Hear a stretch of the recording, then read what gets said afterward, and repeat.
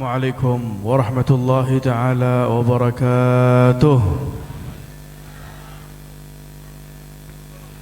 Alhamdulillah wabihi nasta'in ala umuri dunya wa din, wassalatu wassalam ala taman ala akmalan ala sayyidil akwan Nabiyyina Muhammad wa ala alihi wa sahbihi ajma'in.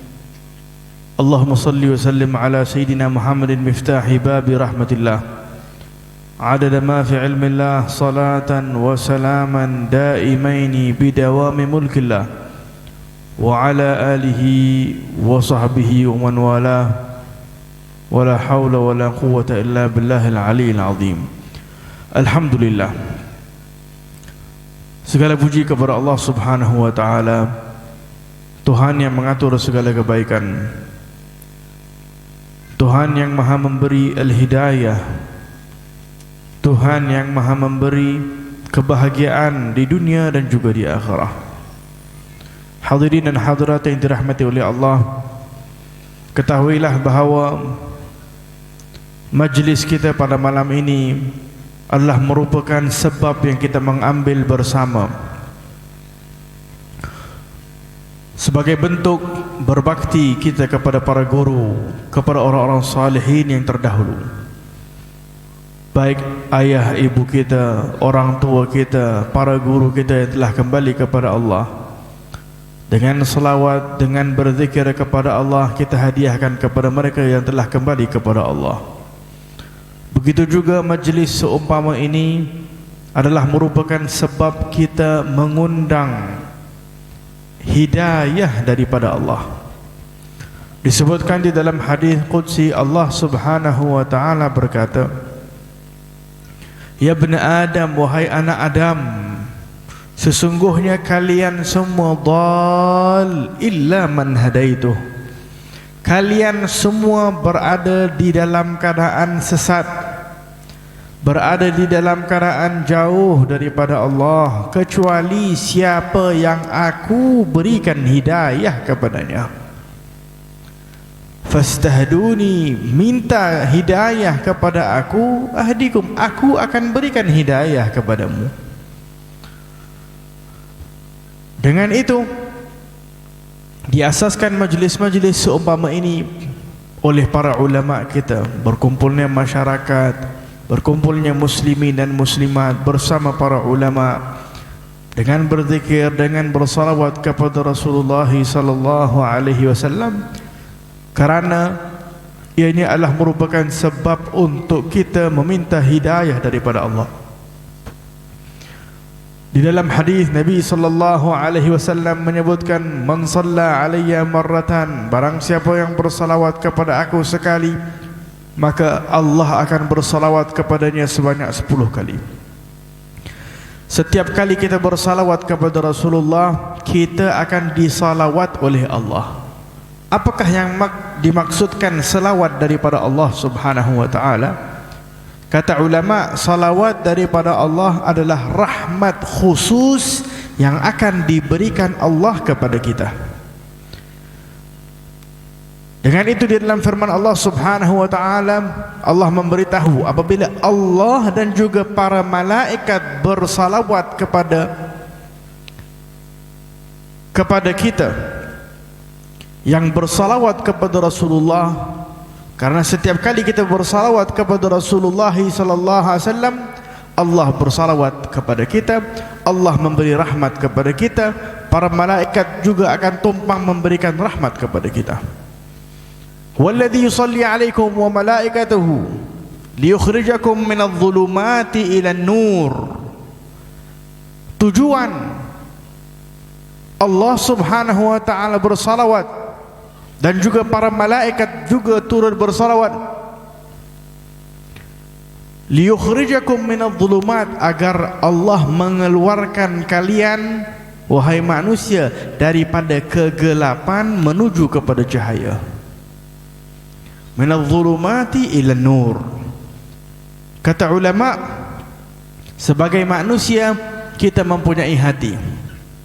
Hati kita ini apabila berada di dalam keadaan gelap, maka kita tidak akan nampak jalan menuju kepada akhirat. kita tidak akan nampak jalan syurga Allah. Kita tidak akan dapat melihat wali min awliyaillah, orang-orang saleh kita tidak akan dapat lihat.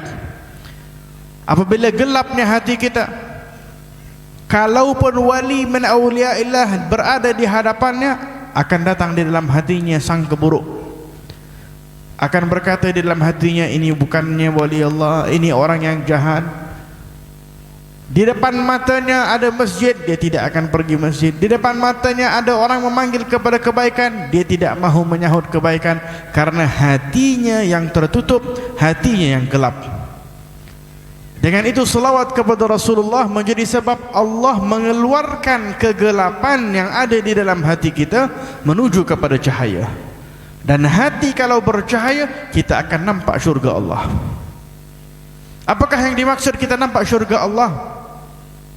Hati kita sentiasa inginkan syurga Allah. Nabi SAW disebut dalam hadis, barang siapa yang salat sunnah 6 rakaat di antara maghrib dan isya, maka pahalanya seperti orang beribadah selama 12 tahun. Salat sunnah dinamakan salat sunnat awabin, 6 rakaat, tetapi pahalanya seperti 12 tahun.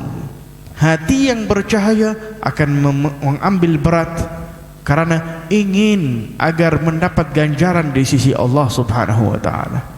Hati yang bercahaya akan mudah mencintai orang-orang salihin, mencintai para awliya, mencintai para muqarrabin. Begitu banyak kita alhamdulillah di Malaysia, apatah lagi di Indonesia, apatah lagi di Madura dan banyak lagi wilayah, Allah berikan nikmah adanya wali min awliyaillah. Kuburnya seperti Syekh Khalil Bangkalan, ramai lagi para awliya was salihin di Indonesia sana secara khususnya, adalah merupakan rahmat Allah Subhanahu wa taala dan juga peluang kepada kita untuk mencintai mereka. Kita berada di zaman, kalau ingin untuk melihat bagaimana zaman dahulu orang beribadah, kita tidak akan mampu. Al-Imam Ali Zainal Abidin, ini cucu kepada baginda Rasulullah, Sayyidina Ali Zainal Abidin, anak kepada Sayyidina Husain, anak kepada Sayyidina Ali bin Abi Talib. Ibunya adalah Sayyidatina Fatimah Az-Zahra, ayahnya adalah baginda Rasulullah SAW. Ini amalannya, setiap malam beliau akan bangun dan salat sebanyak 1000 rakaat. Setiap malam beliau akan bangun dan salat sebanyak 1000 rakaat. Kalau kita nak tahu 1000 ini banyak ataupun sedikit, cuba kita istiqamah 10 ataupun 11 rakaat saja setiap malam. Paling banyak berapa kita boleh mampu? 100 rakaat. Ini 1000 rakaat setiap malam. Dalam masa yang sama, Al-Imam Ali Zainal Abidin adalah orang yang alim. Waktunya penuh dengan mengajar di masjid, berdakwah di sana dan di sini. Dalam masa yang sama, tidak meninggalkan bagaimana kebajikannya membantu masyarakat dan ummah. Disebutkan Sayyidina Ali Zainal Abidin ini apabila meninggal, didapati di belakang badannya ada sedikit bekas seperti orang selalu mengangkat barang yang berat. Tertanya kenapa? Dan setelah meninggalnya Imam Ali Zainal Abidin, disebutkan lebih daripada 100 buah rumah tertanya-tanya. Apa yang ditanyakan? Disebutkan bahawa Imam Ali Zainal Abidin ini, kata khadimnya yang berkhidmat kepadanya, setiap malam waktu orang tengah tidur, dia akan mengangkat berguni-guni beras, tepung, gandum dan sebagainya untuk diletakkan di rumah-rumah orang-orang fakir fuqara setiap malam, sehingga orang fakir pun tak tahu siapa yang letak. Buka pintu, ada dah rezeki di depan pintu. Siapa tak tahu. Apabila meninggal Ali Zainal Abidin, Sayyidina Ali Zainal Abidin, baru mereka tahu 100 lebih buah rumah tak ada lagi dah makanan. Siapa yang meninggal? Imam Ali Zainal Abidin. Sedekahnya di dalam keadaan sembunyi, tidak ada diketahui oleh orang. Sadaqatus sir yudfi'u ghadab ar-rabb. Dalam hadis kata Rasulullah, sedekah secara tersembunyi, secara sembunyi tidak diketahui oleh orang, menjadi sebab Allah akan memadamkan kemurkaan Allah. Allah akan memadamkan kemurkaannya, tidak akan dimarahi oleh Allah, tidak akan diberikan bala dan musibah oleh Allah. Ini amalan-amalan orang terdahulu. Al-Imam Faqih Muqaddam Muhammad bin Ali Ba'alawi di kota Hadramaut di Tarim, beliau mewarisi hal ataupun apa yang dilakukan oleh Al-Imam Ali Zainal Abidin. Setiap malam beliau juga salat sebanyak 1000 rakaat. Ini sudah ratusan tahun juga. Setiap hari amalannya 100.000 kali berzikir kepada Allah dengan menyebut La ilaha illallah Muhammadur Rasulullah sallallahu alaihi wasallam sebanyak 100.000 kali setiap hari. Sedekahnya setiap bulan lebih daripada 100 kilo kurma diberikan kepada masyarakat. Amalan-amalan yang besar seperti ini yang jika kita dengar, siapa kita yang mampu untuk nak melakukan amalan-amalan seperti ini? Al-Imam Abdullah bin Husain bin Tahir, ulama besar di kota Hadramaut, meninggal lebih kurang 100 tahun yang lalu, 150 tahun yang lalu. Amalannya setiap hari akan berzikir kepada Allah La ilaha illallah 25.000 kali, Ya Allah 25.000 kali, salawat kepada Rasulullah 25.000 kali. Dan dia akan membaca Al-Quran di pagi hari 8 juz Al-Quran, di malam hari 10 juz Al-Quran, 18 juz Al-Quran setiap hari. Tidak termasuk dengan wiridnya, dengan amalannya, dengan mengajarnya. Siapa kita untuk nak mengikut mereka? Hakikatnya hadirin dan hadirat, nama-nama yang saya sebutkan tadi, mereka bukan ma'asum, mereka bukan para nabi, tetapi mereka adalah wali min awliyaillah. Mereka adalah ulama, orang-orang yang dekat kepada Allah, yang mana orang-orang ini adalah merupakan orang-orang yang dicintai oleh Allah. Seperti Kiai Khalil Bangkalan, seperti para ulama aulia di Indonesia, banyak wali-wali songo dan sebagainya. Mereka ini adalah hamba-hamba Allah yang dicintai oleh Allah. Disebutkan di dalam hadis, Rasulullah sallallahu alaihi wasallam bersabda, Idza ahabba Allah 'abdan nada Jibril.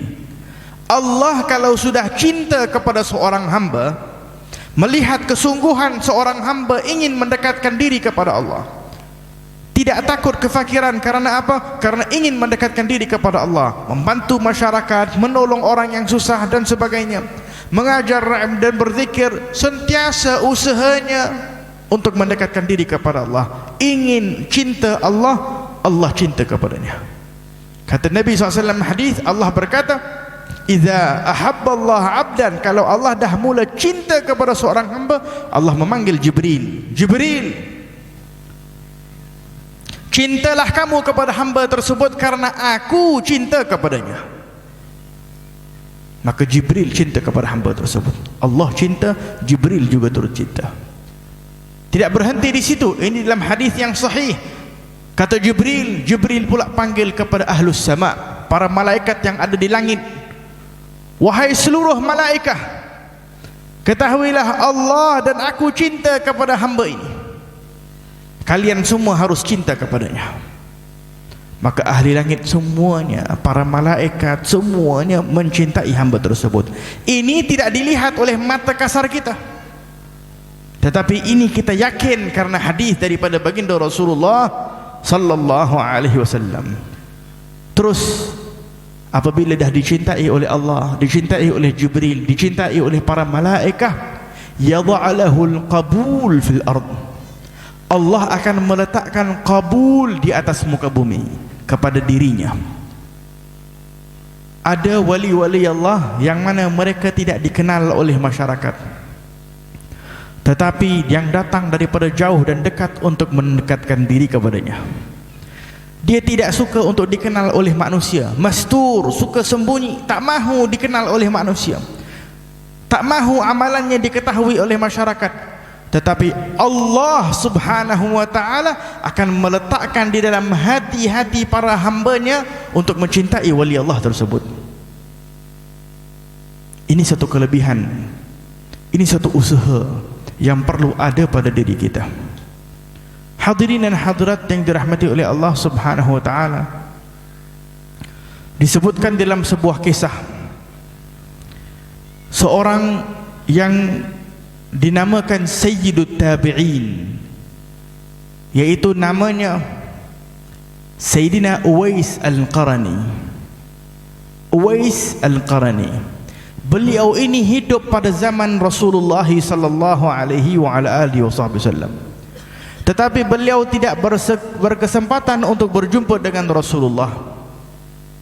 Istiqamah di dalam jalan Rasulullah, tetapi tidak dapat berjumpa dengan Rasulullah. Kenapa tidak dapat berjumpa? Karena baran li ummih, karena dia ini sangat berbakti kepada ibunya, membuatkan dia tidak dapat berjumpa dengan Rasulullah karena dia adalah orang Yaman. Nak pergi kepada Madinah agak jauh, setiap hari dia berkhidmat kepada ibunya.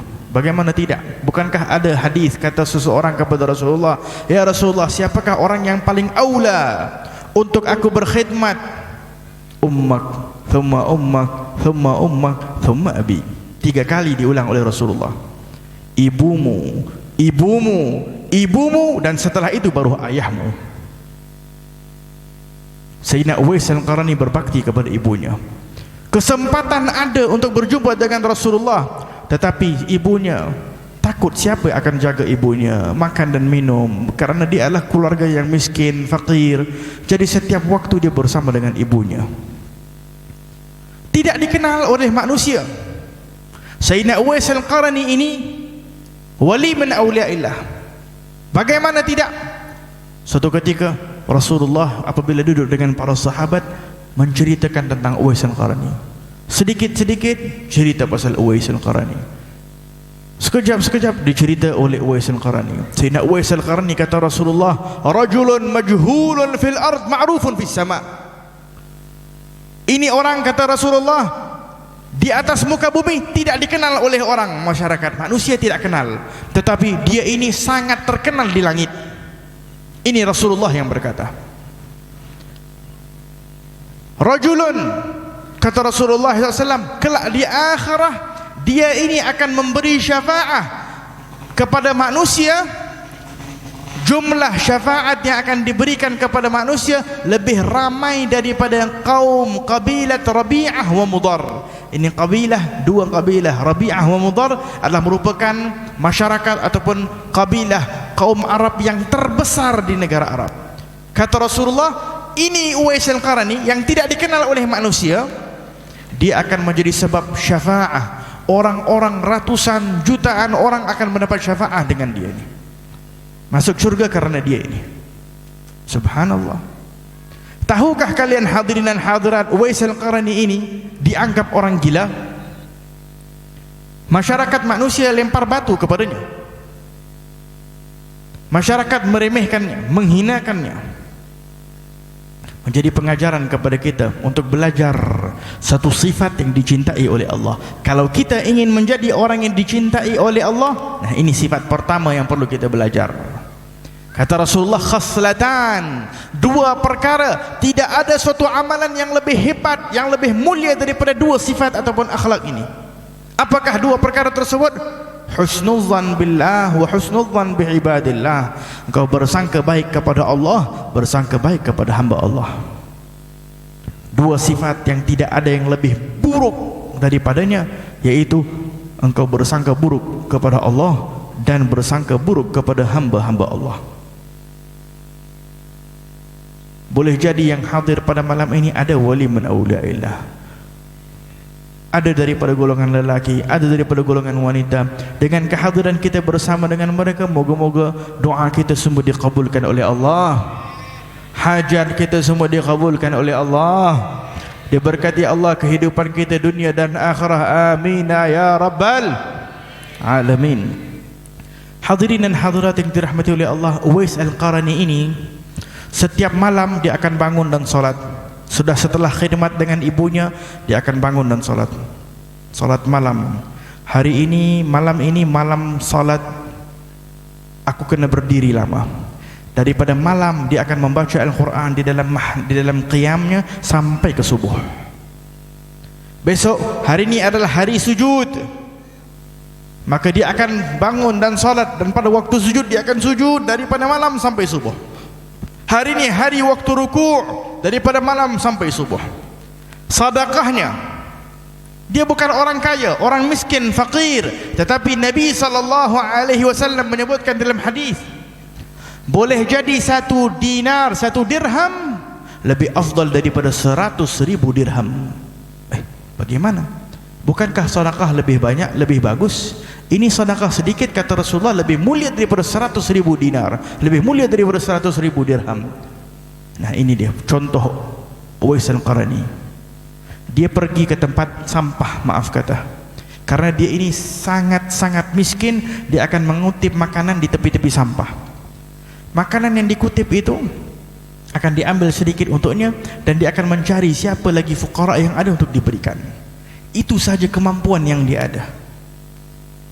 Maka dengan itu kata ulama, satu orang yang di dalam poketnya mungkin ada hanya 2 dirham, dia mengeluarkan 1 dirham, tinggal 1 dirham, bermakna setengah daripada hartanya sudah dikeluarkan di jalan Allah. Nah, dibandingkan dengan orang yang keluarkan 100.000 dinar, mungkin 100.000 ringgit kah, di dalam banknya mungkin ada berjuta, maka tidak ada apa-apa nak dibandingkan. Aku keluarkan 100.000 pun ada lagi 10 juta. Ini aku keluarkan 1 dinar, keluarkan 10 ringgit, memang di dalam poket ada 10 ringgit saja, habis semua di jalan Allah Subhanahu wa ta'ala. Ini yang dipandang oleh Allah. Sedekah itu bukan jumlah, tetapi sedekah itu dengan kesanggupan kita mengeluarkan karena Allah. Dengan itu Sayyidina Abu Bakar As-Siddiq apabila datang Rasulullah berkata, ayo kita kumpulkan untuk Allah, di jalan Allah, sedekah di jalan Allah. Sayyidina Umar bin Khattab keluarkan banyak harta. Letak, mari kali ini aku nak lawan sama Sayyidina Abu Bakar. Kalau selalu Sayyidina Abu Bakar di depan, kali ini aku keluarkan harta yang begitu banyak. Rasulullah bertanya, apa yang keluarkan? Ada tak tinggal? Aku ada tinggalkan sedikit untuk aku dan keluarga aku. Datang Sayyidina Abu Bakar As-Siddiq, bawa harta yang lebih banyak. Kata Rasulullah, kau tinggalkan apa-apa? Aku tidak tinggalkan apa-apa, yang tinggal hanya Allah dan Rasulullah. Kata Sayyidina Umar bin Khattab, dah aku tidak boleh lawan sama Sayyidina Abu Bakar, pasti dia di depan. Hadirin dan hadirat yang dirahmati oleh Allah, Sayyidina Uwais Al-Qarani ini yang tadi saya sebutkan. Rasulullah suatu ketika duduk dengan para sahabat, berkata kepada Sayyidina Umar dan juga Sayyidina Ali bin Abi Talib, wahai Umar dan Ali, ketahuilah, ada satu orang bernama Uwais Al-Qarani. Dia ini adalah orang yang tidak dikenal oleh manusia, tetapi dikenal di langit. Dia ini mempunyai penyakit sopak, penyakit kulit di badan. Dia meminta agar Allah menyembuhkannya kecuali di suatu bahagian kecil di bawah bahunya. Dia ini adalah orang yang ingin berjumpa dengan aku, tetapi tidak dapat berjumpa dengan aku karena berbakti kepada ibunya.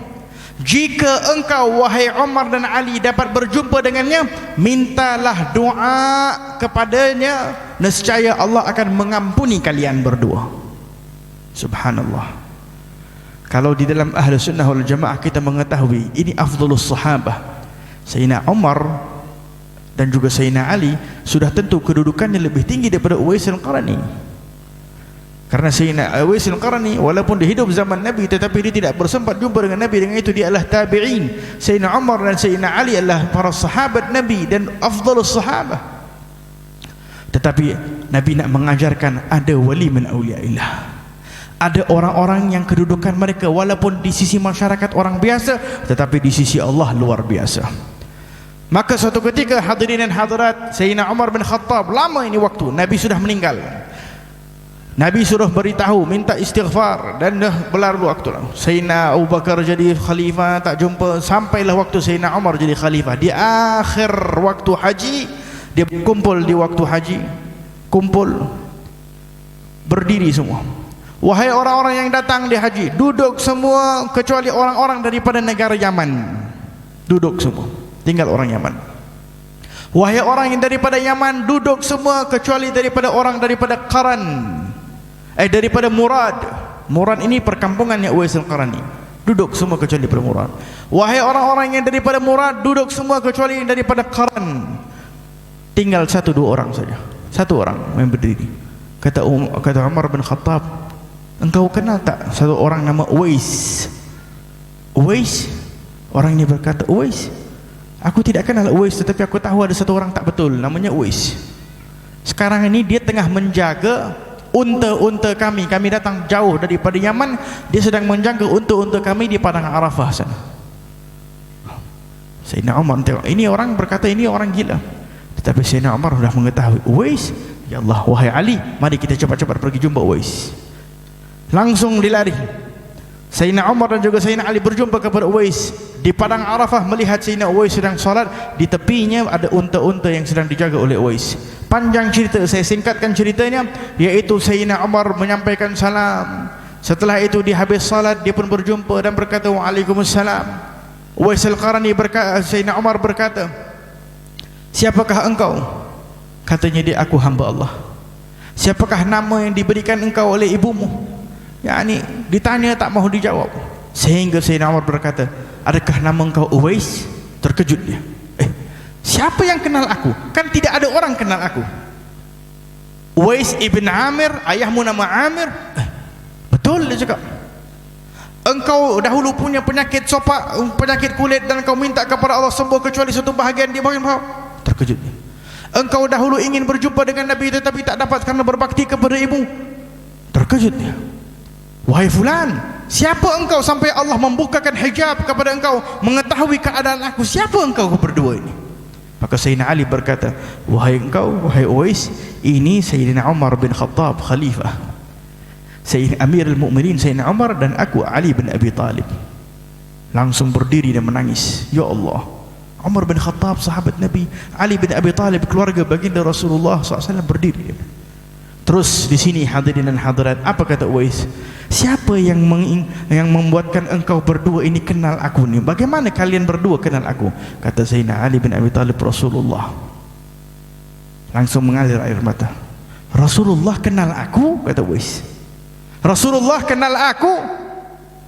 Kata Umar dan Ali, Rasulullah bukan saja kenal engkau, tapi Rasulullah menyebut tentang namamu, nama ayahmu, nama perkampunganmu, memberitahu tentang kelebihanmu, itu, ini dan sebagainya. Bahkan menyuruh kami untuk datang menyampaikan salam kepadamu daripada Rasulullah dan meminta agar engkau mendoakan kami. Langsung menangis ini Uwais Al-Qarani.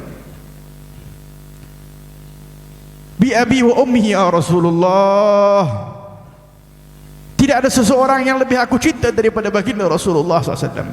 Ini kisah hadirin hadirat menunjukkan kalau Sayyidina Uwais yang tidak sempat berjumpa dengan Nabi dikenal oleh Nabi. Jangan sampai kita pikir kalau kita yang bersalawat kepada Rasulullah tidak dikenal oleh Rasulullah. Kita yang datang daripada jauh dan dekat untuk bersalawat kepada Rasulullah, di rumah kita saat kita berzikir, jangan kita pikir kita tidak kenal. Nabi Muhammad tidak kenal kepada kita. Perlu ada di dalam hati kita yakin Nabi mengenali umatnya.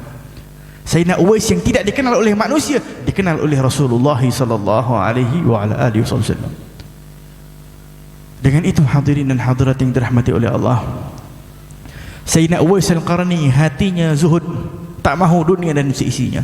Sayyidina Umar bin Khattab berkata, wahai Uwais, duduklah dekat sini sekejap, aku nak balik rumah, nak ambil harta, nak bagi kepada engkau.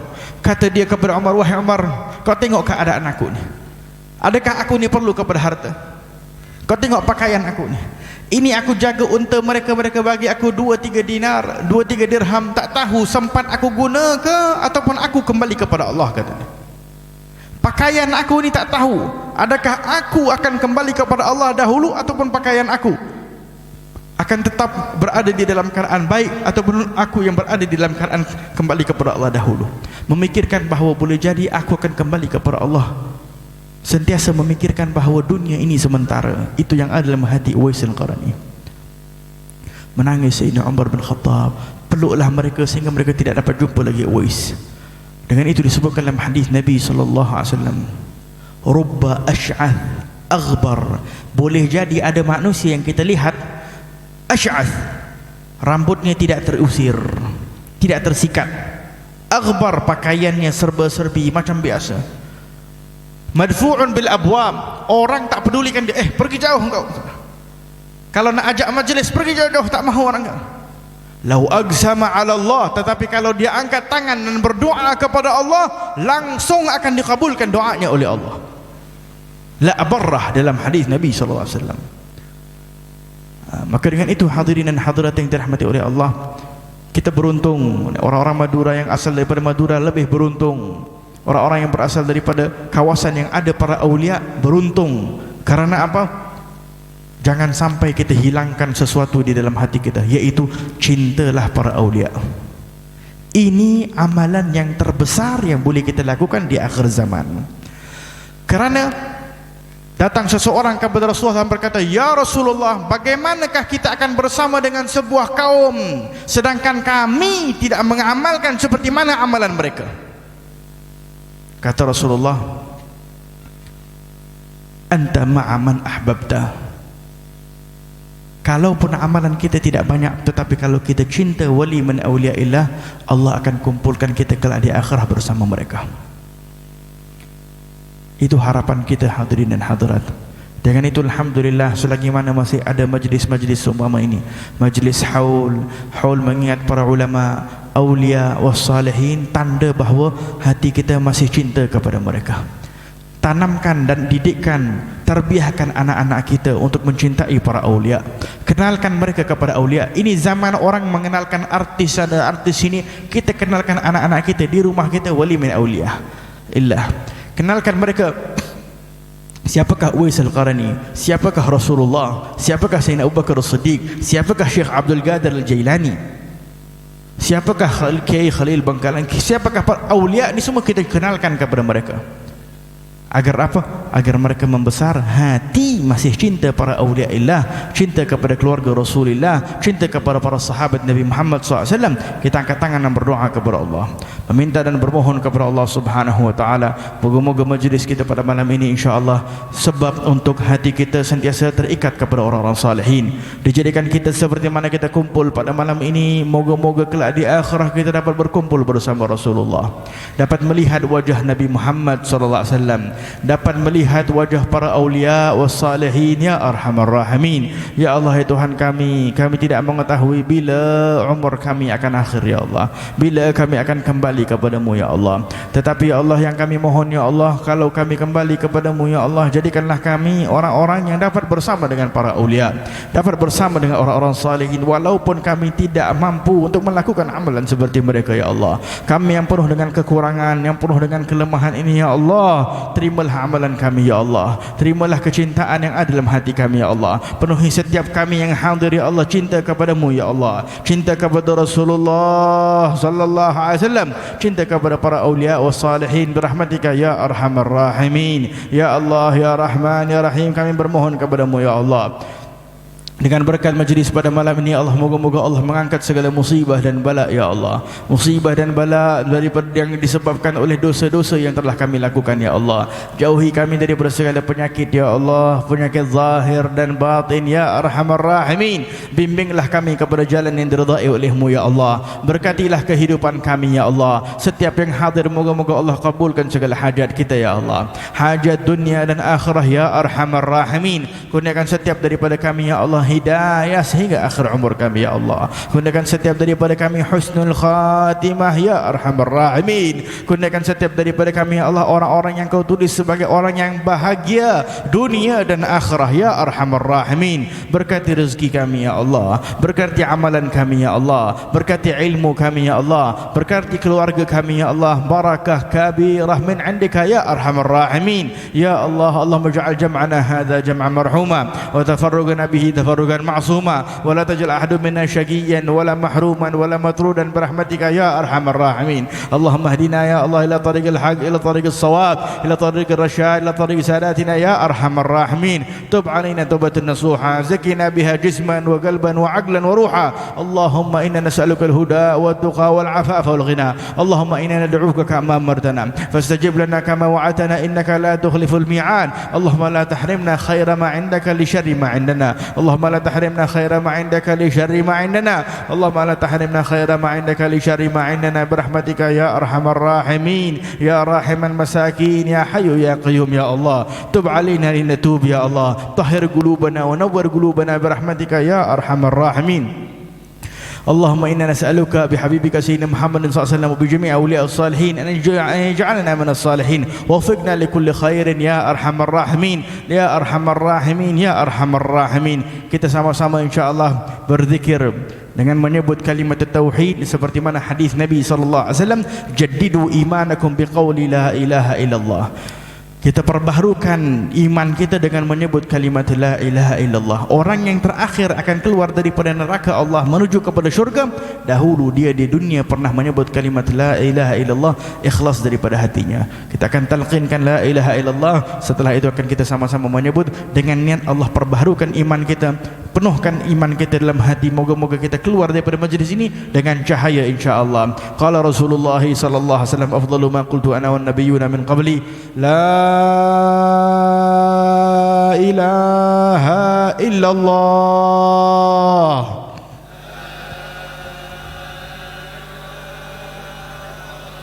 La ilaha illallah.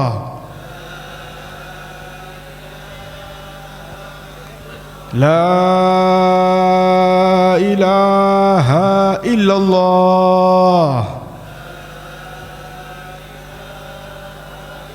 Muhammadur Rasulullah sallallahu alaihi wasallam.